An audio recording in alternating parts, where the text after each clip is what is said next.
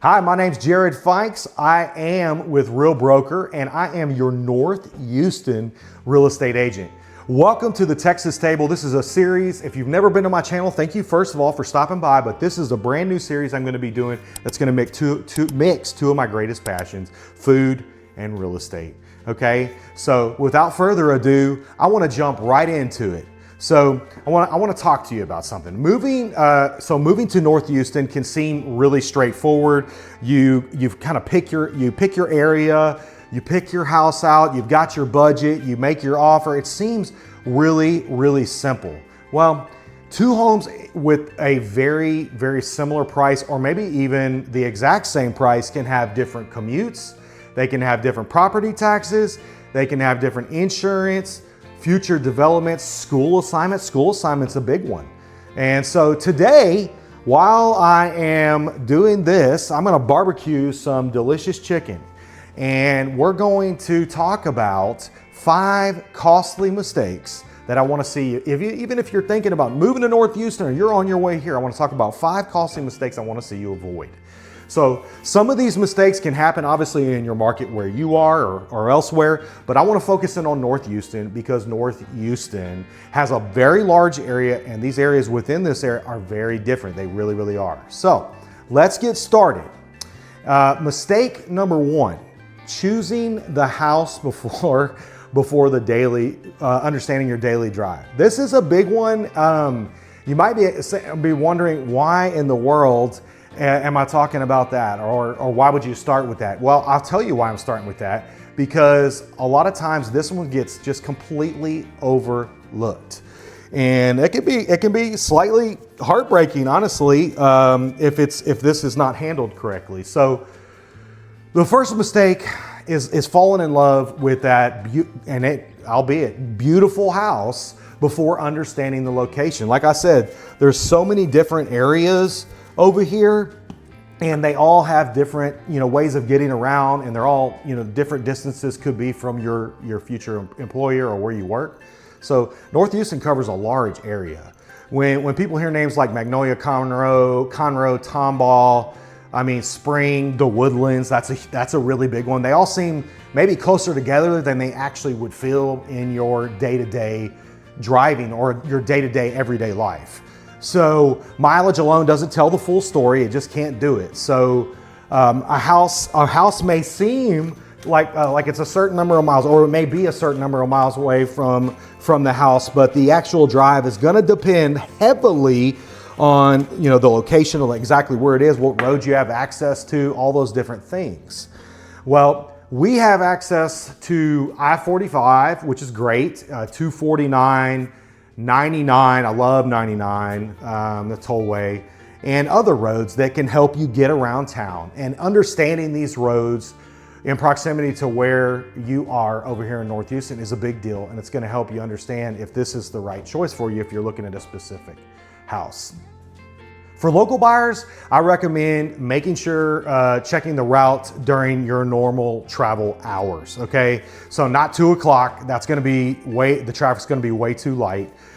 You're gonna check it during the actual morning or evening commutes, to and from work, basically. So for someone relocating from another state, out of state, you can investigate this on websites online, traffic patterns and things like that. You can compare non-tolls and non-tolls. You can go on YouTube and check out a page like mine. I'm going to be doing recorded drive tours, area tours, stuff like that. That can be really, really helpful. And then when possible, buyer's agent like myself, you fly into town. I treat you to a day out and we go and look at homes. We can go during some of those times. And that's a good thing when you're here to see if you've got boots on the ground. It's a good idea so you can get to know what it feels like at those times.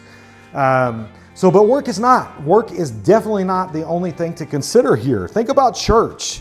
Think about parks. Think about hospitals. Think about schools. Think about all of those things that you might not consider right away. Those are really important, right?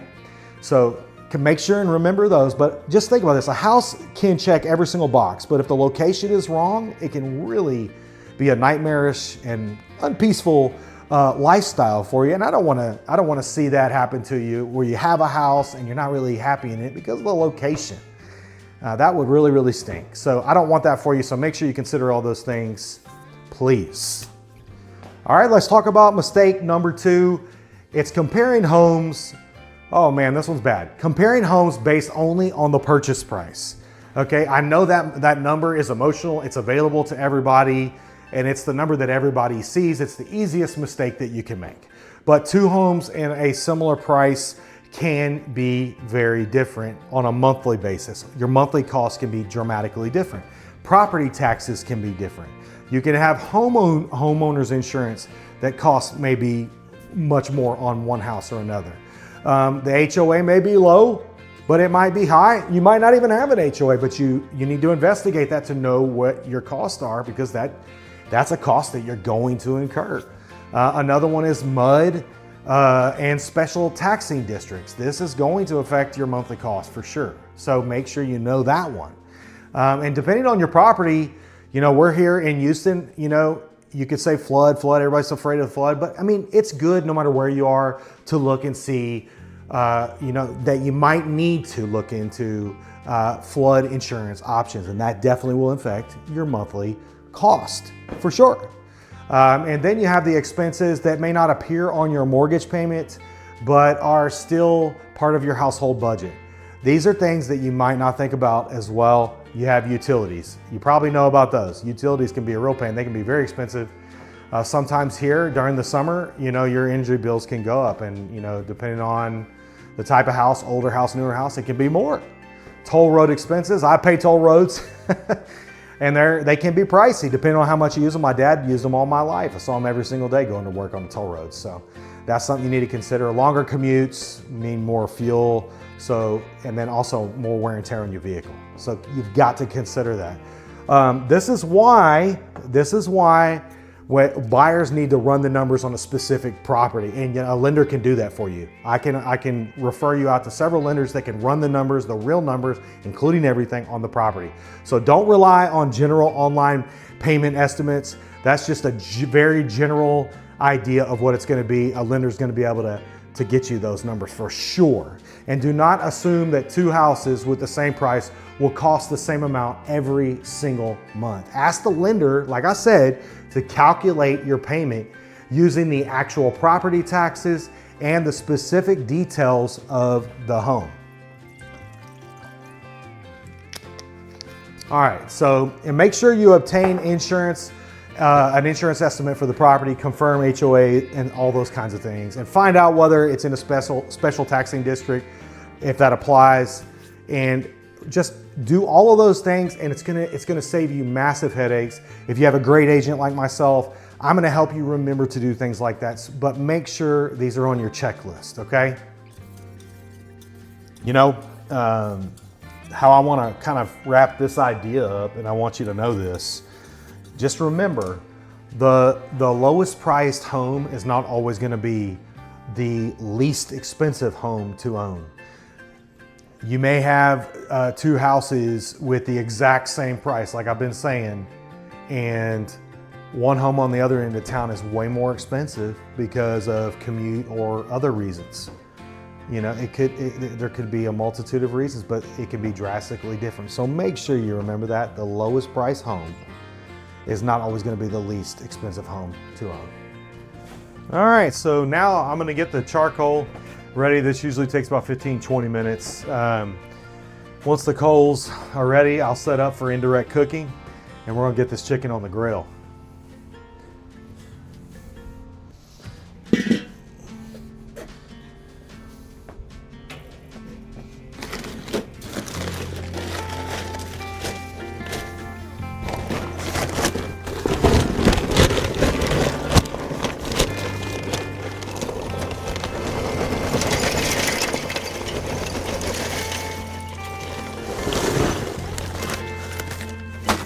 I do a mix on my wood.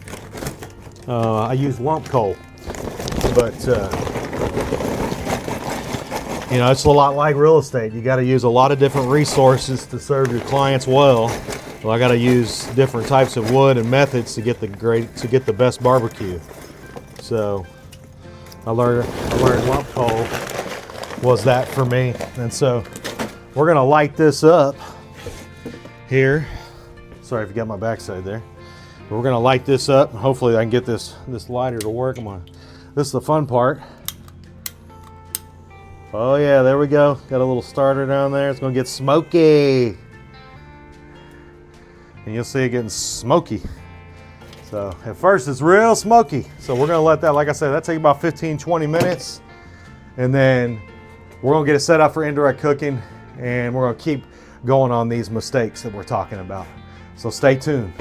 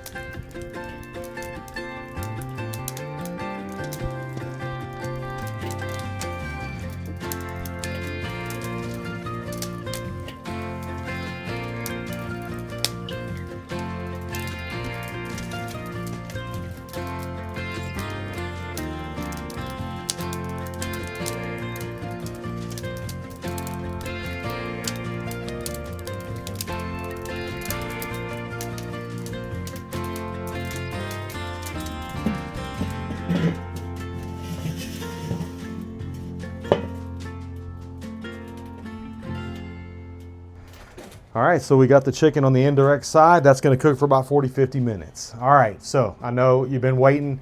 Number 3, mistake number 3, and I wanna see you make if you're coming to North Houston, relying on a broad statement about flooding instead of investigating a specific property. This is an important in the greater Houston area, but it needs to be handled honestly with care. I'm never gonna tell somebody, you know, the neighborhood I'm in or any area floods or doesn't flood. That's not for me to do. Flood information should be verified property by property, okay? A buyer should review the seller's disclosure. That's a place where a seller has opportunity to be honest about anything that's going on with the property, if it's in a flood zone or whatever. But that's just one place, right? And then you should also evaluate FEMA flood information. They got a lot of stuff there, and they have a website you can go look on. I think you can even get a hold of FEMA themselves. You should examine property available information, so like the records. So any records related to that specific property, you know, go ahead and try to find that. Investigate insurance options. If you need questions about insurance, I kind of have a lot of experience with these insurance guys, so you know what to ask and stuff like that. So get a hold. I can maybe link you up with somebody if you do need that, if you have a need for that. You know, consult the appropriate insurance, inspection, engineering, floodplain professionals. Being outside of the designated higher risk area, flood does not guarantee. It doesn't guarantee that it's never going to flood. That's just being honest. At the same time, a map designation itself does not tell a buyer everything about the history or characteristics of a particular property. The point is not to panic about flooding itself. The point is to investigate the property just responsibly instead of relying on casual statements from an agent or a seller, even though those are great, or a neighborhood or online comment. So don't rely on broad statements about flooding like that. Investigate the specific property, like I said, with insurance and professionals if need be. This is general real estate information, not an engineering, insurance, or floodplain determination. I'm not licensed for that. I don't have licensure for that, but I can give some counsel, some guidance on that. So Now I'm gonna let this chicken cook indirectly. It's gonna be, I will say, like I said, about 40-50 minutes. While it cooks, I'm gonna go make sure the glaze is doing what it's supposed to be doing, getting nice and thick and ready to baste on the chicken. So stay tuned. That's coming right around the corner. Can't wait to show you the finished product at the end, but I've got another two really good mistakes that you don't want to miss out on, so make sure you stick around.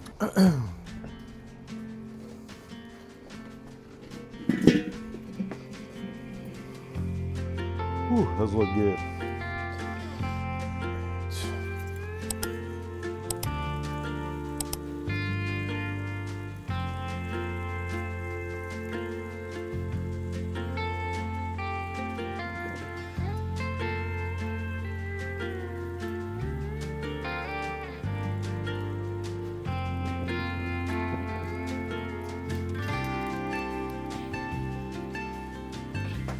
All right, so I've put a glaze on there, my first one, but I want to jump right into this. The fourth mistake that you can make coming to North Houston is assuming everything around the home will be exactly as it looks today. This is particularly important in North Houston because many parts of the region, there's a ton of growth out here, especially with new construction and commercial, to be honest. A lot of development. So you may see vacant land behind the neighborhood, across the road, or near the entrance, but the vacant land may eventually become an apartment or some sort of office building or roads or schools or some other type of development. That's something important to consider. That does not automatically mean future development will be a negative. It's not always a negative, but it's good to know kind of what it might be or what it's going to be. New development may bring more restaurants. That could be good. Shopping, services, road improvements, and convenience. But it may also not improve traffic, noise, and privacy, or the view from the property. So those things can be affected significantly. That is why buyers should investigate public available information about nearby projects. This is really, really important. Look into the future community sections. Ask whether the neighborhood is complete or still being developed. A lot of them you can just tell, but it's a good question to ask. Research proposed roads or road expansions. Find out whether nearby commercial projects have been announced. There's a dog over there. And pay attention to what is planned around the property. Not just in the actual subdivision. Not just in the subdivision, what is around the subdivision.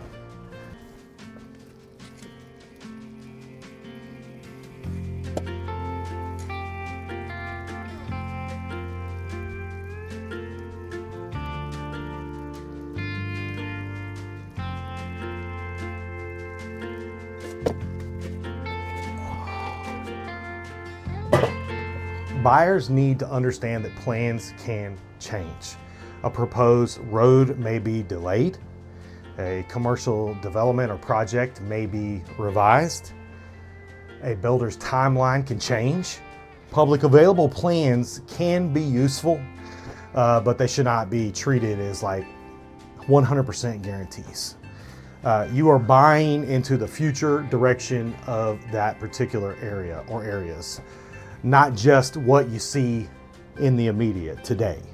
All right, so we've got second coat of glaze going on there, and what we're gonna do right now is we're gonna jump right into the fifth and final mistake I'm gonna talk about when it comes to relocating to North Houston, and costly mistakes I want you to avoid. This is the fifth one and the final one. So here we go. Relying entirely on listing websites for school information. Big mistake.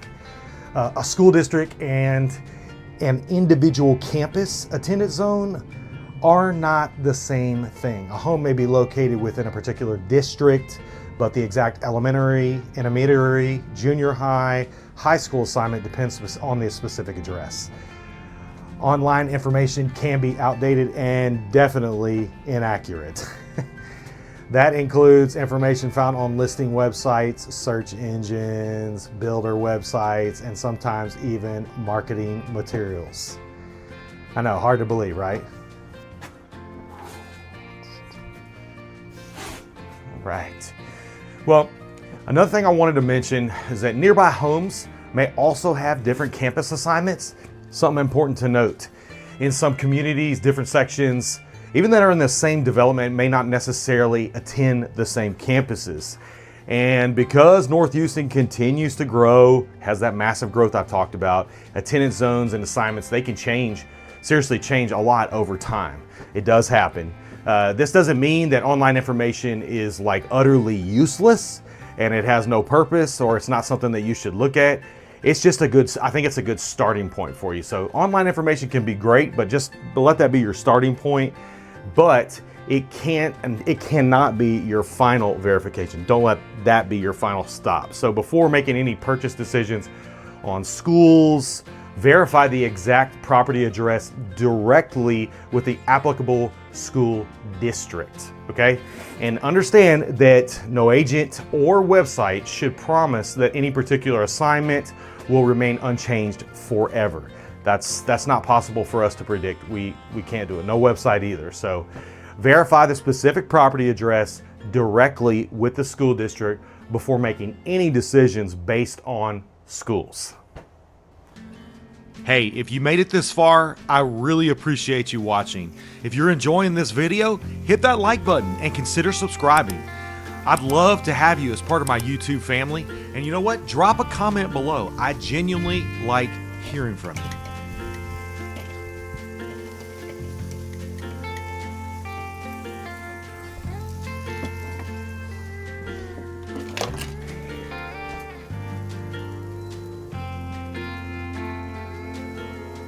Give a little fuel to the fire.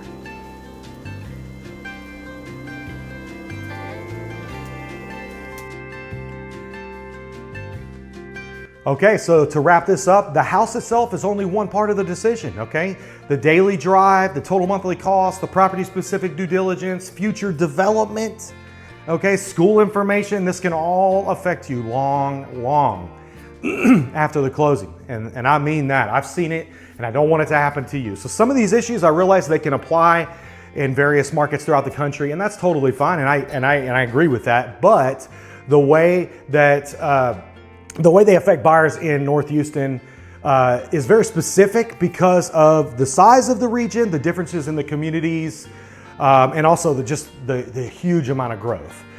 My goal here is not to overwhelm you with the buying process at all, okay? So my goal is to make sure that you are evaluating the complete picture instead of just looking at floor plan, photos, and purchase price. That would be a travesty because that's going to lead you to the wrong destination. A little more investigation is going to prevent a massive headache for you. Look, if you're considering moving to North Houston or you have any questions about anything at all, I would love to help you. I'd love to represent you, but I would love to answer any questions you have. So just reach me here directly. My cell phone number is right here. My email, you can reach me there right there directly. I'd be happy to hear from you. Also, let me know what you thought about this Texas table, the topic that we covered. Let me know, what other topics do you want to hear? Okay, I love mixing these real estate and food together. It's two of my greatest passions. So let me know what you want to hear about, and I would be happy to put it on here. Leave it down there in the comments. Okay, without further ado, okay, I'm gonna dive in and I'm gonna try this amazing chicken, and we're gonna see, you can see my reaction. Let's see, I'm gonna pick a juicy piece right here. Oh my goodness, this looks so good.